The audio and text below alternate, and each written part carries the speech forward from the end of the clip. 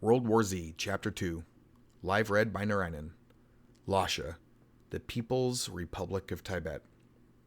The world's most populous city is still recovering from the results of last week's general election.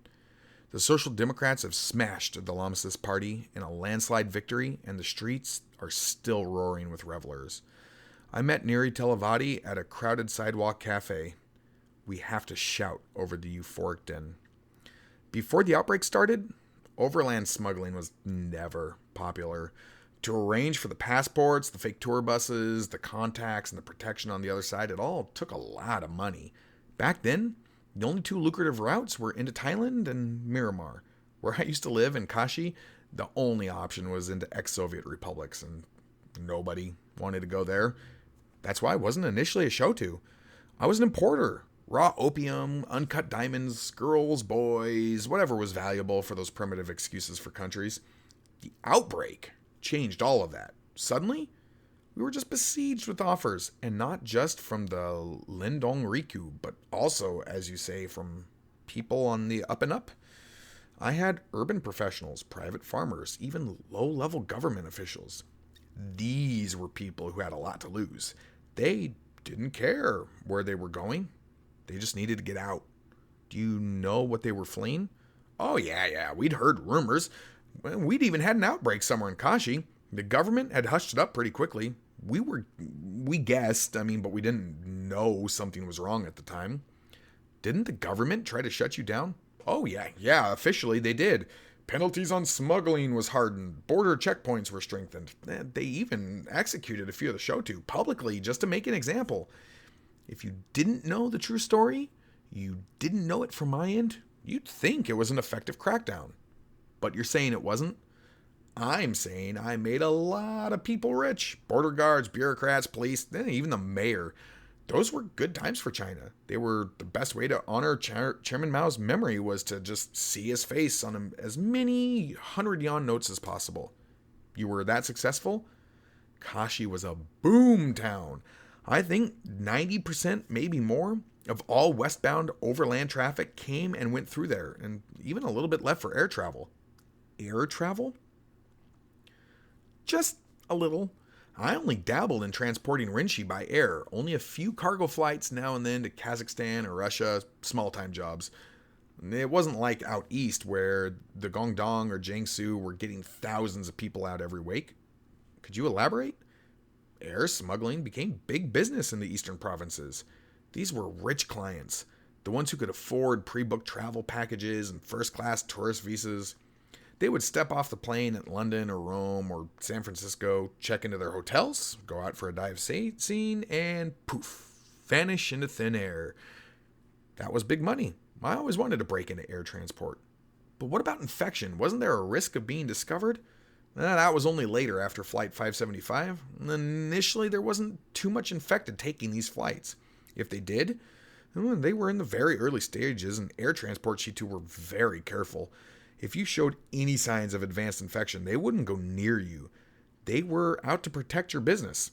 Golden rule was you could only fool foreign immigration officials until you fooled your Shuto first. You had to look and act completely healthy, and even then, it was always a race against time. And even then, it was still before Flight 575. I'd heard this one story about a couple, very well-to-do businessman and his wife. He'd been bitten, not a serious one, you understand, but one of the slow burns, where all the major blood vessels were missed. I'm sure they thought there was a cure in the West, and a lot of infected did. Apparently, they reached their hotel room in Paris just as he collapsed. His wife tried to call the doctor, but he forbade it. And then he was afraid that he would be sent back, so instead he ordered her to abandon him, to leave now, before he lapsed into a coma. I heard that she did, and after 2 days of groans and commotion, the hotel staff finally ignored the do not disturb sign and broke into the room. I'm not sure if that's how the Paris outbreak started. Well, it would have made a lot of sense, though. You say they didn't call for a doctor, but they were afraid they'd be sent back. Then why try to find a cure in the West? You really don't understand a refugee's heart, do you? These people, they were desperate. They were trapped between their infections and being rounded up and treated by their own government. If you had a loved one, a family member, a child who was infected and you thought there was a shred of hope in some other country, wouldn't you do everything in your power to get there?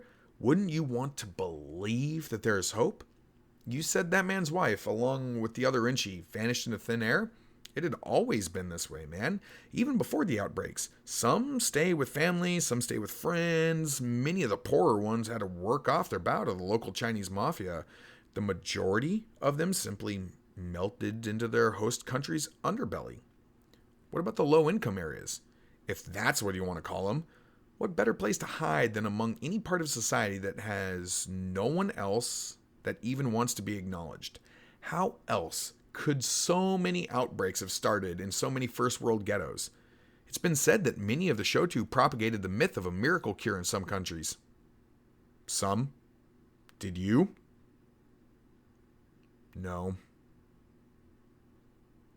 Alright, well then, how'd Flight 75 change air smuggling? Well, okay, restrictions were tightened, but only in certain countries. Airline Shuto, they were careful, but they were also resourceful. They used to have this saying, every rich man's house is a servant's entrance. What does that mean? Well, in Western Europe, it increased security, so you go through Europe. If the US won't let you in, then you go through Mexico. I'm sure it helped to make the rich white countries feel safer, even though they had infestations already bubbling within their borders. This is not my area of expertise, you remember.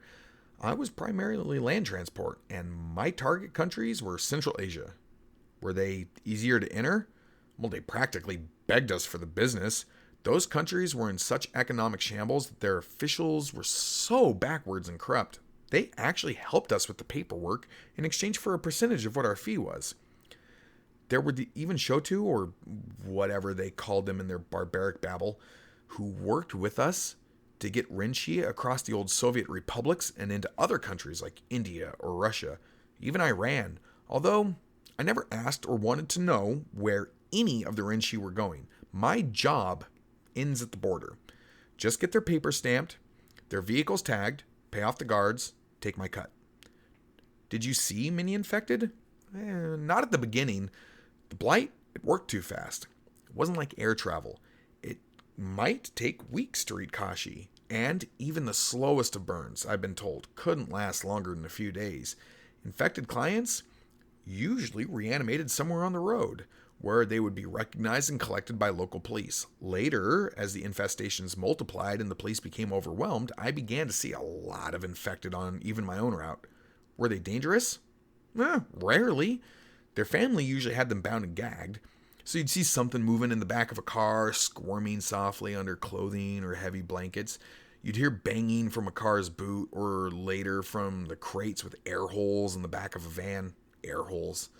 God, they really didn't know what was happening to their loved ones. Did you?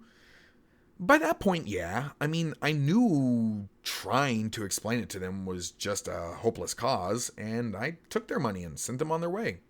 I was lucky. I never had to deal with the problems of sea smuggling. Was it more difficult? Oh yeah, and dangerous. My associates from the coastal provinces, man, were the ones that had to contend with the possibility of an infected breaking its bonds and contaminating the entire hold. Well, what did they do?